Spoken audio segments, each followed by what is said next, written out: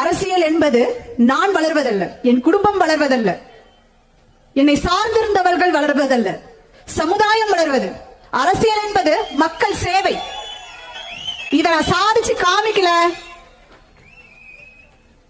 என்று இதை நான் ஒவ்வொரு அரசியல்வாதிகளுக்கும் பாடம் எடுக்க ஆரம்பிக்கிறேனோ அன்று புரியும் என்னுடைய சித்தப்பா வந்துட்டு ஏன் இன்னைக்கு எனக்கு இந்த ஒரு வாய்ப்பை ஏற்படுத்தி கொடுத்தாரு. இத வந்துட்டு மரத்தை வெட்டினார், யானையை கொன்னாருன்றாங்க. சரி, மரத்தை வெட்டினார், யானையை கொன்னார், கிரிமினல் பேக்ரவுண்ட் எல்லாமே சரி. இப்படி பேசுறீங்கல்ல, இத்தனை அரசியல்வாதிகளுக்கும் ஒரு தெம்பு திராணி தைரியம் இருந்தா உங்களோட சொட்டு பட்டியலை வெளியிடுங்கட பாக்க. நான் வெளியிட தயார்.